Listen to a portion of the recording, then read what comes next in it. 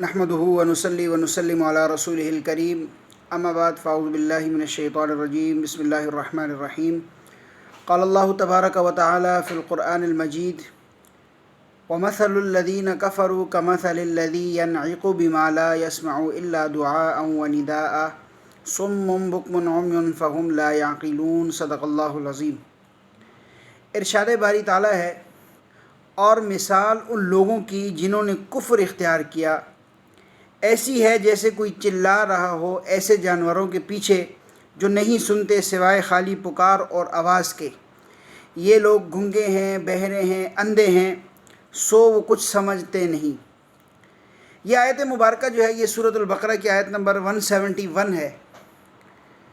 اور اللہ تبارک و تعالیٰ نے اس میں کفار کی مثال بیان فرمائی۔ چونکہ اس سے قبل آیات میں اور دیگر آیات میں اللہ تبارک و تعالیٰ نے اپنے حبیب علیہ الصلاۃ والسلام کے توسل سے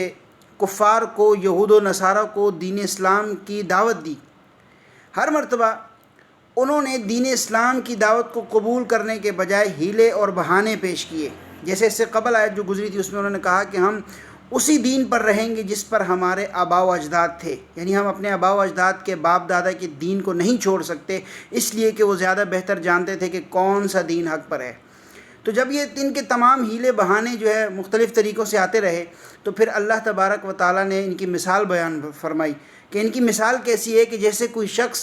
جانوروں کے پیچھے آواز دیتا ہو تو وہ جانور اس آواز کو، اس بات کو سمجھ نہیں پاتے کہ آواز دینے والا یا بات کرنے والا کیا کہہ رہا ہے، اس لیے کہ اللہ تبارک و تعالیٰ نے جانوروں کے اندر سوچنے سمجھنے کی صلاحیت پیدا ہی نہیں کی، صرف سن سکتے ہیں۔ تو اللہ تبارک و تعالیٰ نے ان کفار کی مثال بھی بیان فرمائی کہ جو دین اسلام کو قبول نہیں کرتے، جو دین حق کو قبول نہیں کرتے بلکہ اس کے مقابلے میں ہیلے بہانے پیش کرتے ہیں، تو اللہ تبارک و تعالیٰ نے یہ مثال بیان فرمائی کہ ان کی مثال ایسی ہے جیسے کوئی شخص جانوروں کے پیچھے چلا رہا ہو اور وہ جانور صرف سن سکتے ہوں، اس کو سمجھ نہیں سکتے ہوں۔ تو ان کفار کی مثال بھی ایسی ہے کہ ان کے سامنے بار بار دین اسلام کی دعوت دی جاتی ہے لیکن اس کو قبول نہیں کرتے بلکہ سنتے ہیں۔ پھر فرمایا صم بکم عمی فہم لا یعقلون، گنگے ہیں، بہرے ہیں، اندھے ہیں، پس وہ عقل نہیں رکھتے۔ یعنی اب یہاں سے اس بات کی طرف اشارہ ہے کہ جانور تو پھر بھی سن لیتے ہیں، انہیں کوئی بات کہی جائے، ان کے سامنے آواز لگائی جائے تو فوراً وہ متوجہ ہوتے ہیں، ان کے اندر سننے کی طاقت موجود ہوتی ہے۔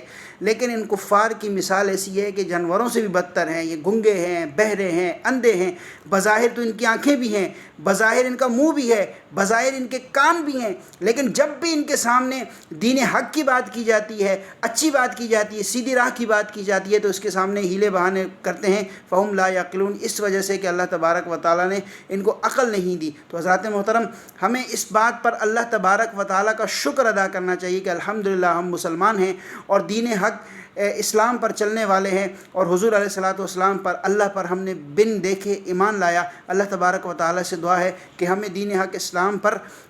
استقامت عطا فرمائے اور مرتے دم تک اسی دین پر رہنے کی توفیق عطا فرمائے اور کفار سے بچنے کی توفیق عطا فرمائے۔ آمین۔ وآخر دعوانا ان الحمدللہ رب العالمین۔